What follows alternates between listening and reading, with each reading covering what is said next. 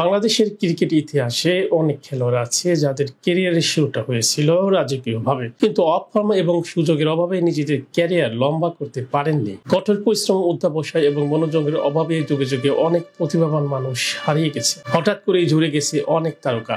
Tiger ক্রিকেটের ইতিহাসে এমন অনেক উদাহরণ রয়েছে যারা তাদের প্রতিভাকে পরোয়া করে না, তারা অন্ধকারের অতল গহ্বরে পতিত হয়। বাংলাদেশ ক্রিকেট ইতিহাসে এমন 10 জন ক্রিকেটার যারা নিজেদের প্রতিভার যাচাই করতে পারলে দেশকে দিতে পারতেন আরো অনেক কিছু।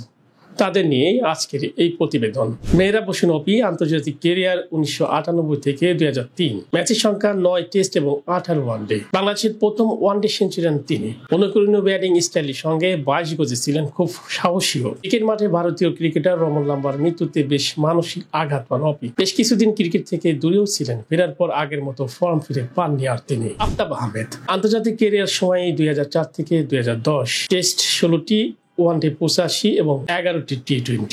বয়সভিত্তিক ক্রিকেট থেকে আক্রমণাত্মক ক্রিকেটার ছিলেন আফতাব আহমেদ। দারুণ সম্ভাবনা নিয়ে জাতীয় দলের যাত্রা শুরু করেন তিনি। অল্প সময়ের মধ্যেই খুব জনপ্রিয় হয়ে ওঠেন। প্রতিভা এবং সামর্থ্যের কোনো ঘাটতি ছিল না তার, কিন্তু পিছিয়ে পড়েন চেষ্টার কমতির কারণে। নিজেকে অন্য পর্যায়ে নেওয়ার যে চেষ্টা সেটা তার মধ্যে সেভাবে ছিল না, যে কারণে প্রত্যাশিত অনুপাতে তার উন্নতি হয়নি। তবু আরো কয়েক বছর খেলতে পারতেন সাবেক এই ক্রিকেটার, কিন্তু আইসিএল খেলায় বাকিদের মতো তাকেও আর সেইভাবে বিবেচনা করা হয়নি।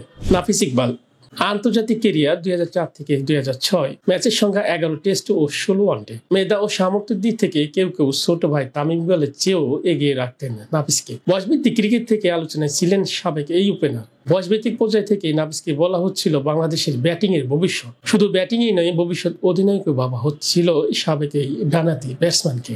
শাহরিয়ার নাফিস আন্তর্জাতিক ক্যারিয়ার 2005 থেকে 2013, ম্যাচের সংখ্যা 24টি টেস্ট, 75 ওয়ানডে ও একটি মাত্র টি20। কেবল ব্যাটিং নেই, কথাবার্তা, শিক্ষা, চালচলন, চুলের স্টাইল বা পোশাকে আধুনিকতার ছোঁয়া নিয়ে এসেছিলেন তিনি। ইংল্যান্ডের বিপক্ষে অভিষেকের পর দলে জায়গা করে নিতে সময় নেননি তিনি। অভিষেকের পর থেকে দুর্বার গতিতে এগিয়ে যেতে থাকেন শাহরিয়ার নাফিস। এর দ্বিতীয় ম্যাচে অস্ট্রেলিয়ার ব্রেটলি ম্যাকগ্রাথের সামনে 47 রান করেছিলেন তিনি। এরপর এক ম্যাচ পরে অজিতের বিপক্ষে করেন 75 রান। তিনিও তার ক্যারিয়ারটা লম্বা করতে পারেননি। নাসির হোসেন আন্তর্জাতিক ক্যারিয়ার 2011 থেকে 2018, ম্যাচের সংখ্যা 19টি টেস্ট, 65টি ওয়ানডে ও 31টি টি20। বাংলাদেশ ক্রিকেটের হাতে গোনা কয়েকজন ব্যাট বয়ের অন্যতম একজন, আবার তিনি বাংলাদেশের হাতে গোনা কয়েকজন ফিনিশার এর মাঝে অন্যতম। বাংলাদেশ ক্রিকেট দল থেকে নিজের পথ হারিয়েছেন আরো বেশি আলোড়ন সৃষ্টি করে। সেই সাথে সম্ভাবনাময় আরো একজন বাংলাদেশি ক্রিকেটারের হয়েছে অপমৃত্যু। অলকা পালি আন্তর্জাতিক ক্যারিয়ার 2002 থেকে 2011, ম্যাচের সংখ্যা 17টি টেস্ট, 69টি ওয়ানডে ও 7টি টি20। বাংলাদেশ ক্রিকেট ইতিহাসের সবচেয়ে নিন্দিত সাবেক এই দুই পাকিস্তানি কোচ আলী জিয়া ও মহসিন কামাল নেটি অলকা পালির খেলা দেখে তাকে পছন্দ করে ফেলেন। কাপালির সামর্থ্যে ভরসা রেখে শ্রীলঙ্কা সফরে নিয়ে যান তারা। অভিষেক সিরিজেই নিজের সামর্থ্যের প্রমাণ দেন তিনি। তাই সম্ভাবনা দলে না ঢুকলেও দ্রুত জায়গা পোক্ত হয়ে গিয়েছিল তার, কিন্তু তার সেই সম্ভাবনাকে আর উজ্জ্বল করতে পারেননি।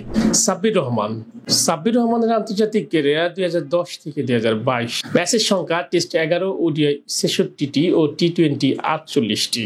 সাব্বির রহমান একজন অন্যতম সেরা বাংলাদেশি ক্রিকেটার ছিলেন, যিনি তার কঠিন আক্রমণাত্মক ব্যাটিং শৈলীর জন্য পরিচিত লাভ করেছিল। ঘরোয়া প্রথম শ্রেণীর ক্রিকেট ও লিস্টে এই ক্রিকেটে তিনি রাজশাহী বিভাগের হয়ে খেলে থাকেন। রোমন ডাক নামে পরিচিত সাব্বির রহমান ডানহাতে ব্যাটিং এর পাশাপাশি লেগ ব্রেক বোলার হিসেবে দলে ভূমিকা রাখতেন। সাব্বির রহমান বাংলাদেশ ক্রিকেটের সবচেয়ে আলোচিত চরিত্রের একজন, যিনি এসেছিলেন প্রবল সম্ভাবনা নিয়ে, কিন্তু মাঠ ও মাঠের বাইরে একের পর এক সমস্যার কারণ হয়েছে শিরোনাম। সোহাগ গাজী আন্তর্জাতিক ক্যারিয়ার 2012 থেকে 2015, ম্যাচে টেস্টের সংখ্যা 10টি, 20টি ওয়ানডে ও টি20 সংখ্যা 10টি।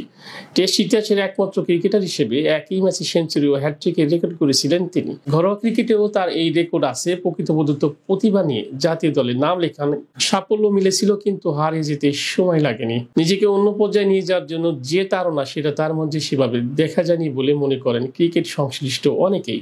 সৈয়দ রাসেল আন্তর্জাতিক ক্যারিয়ার 2005 থেকে 2010, ম্যাচের টেস্টের সংখ্যা 6টি, 52 ওয়ানডে ও টি20 খেলেছেন 8টি। বাংলাদেশের ক্রিকেটের আনসাং হিরো সৈয়দ রাসেল, যার উপস্থিতি সেভাবে বোঝা যেত না, কিন্তু দলের জন্য বড় অবদান রাখতেন। বলে তেমন গতি ছিল না, কিন্তু সুইং এর ভেলকিতে প্রতিপক্ষ ব্যাটসম্যানকে নাস্তানাবুদ করে ছাড়তেন। তার হাতে বাংলাদেশের ক্রিকেট সুইং ভালোভাবে পরিচিত লাভ করেছিল, কিন্তু তিনিও অকালেই হারিয়ে গিয়েছেন। এনামুল হক জুনিয়র আন্তর্জাতিক ক্যারিয়ার থেকে 2013 ম্যাচে টেস্টের সংখ্যা 15 ও 10টি ওয়ানডে খেলেছেন। বয়সভিত্তিক ক্রিকেট থেকে নিজের আগমনী বার্তা দেন এনামুল হক জুনিয়র। অনূর্ধ্ব 19 বিশ্বকাপ খেলার আগে জাতীয় দলে অভিষেক হয় এনামুলের। টেস্টের নিয়মিত সদস্য হয়ে ওঠেন তিনি। এনামুল ছিলেন বাংলাদেশের প্রথম টেস্ট জয়ের নায়ক। সিরিজ জেতার পথে তার বড় অবদান ছিল। সিরিজ সেরা পুরস্কারও পেয়েছিলেন তিনি, কিন্তু পরবর্তীতে তিনি নিজেকে আর মেলে ধরতে পারেননি।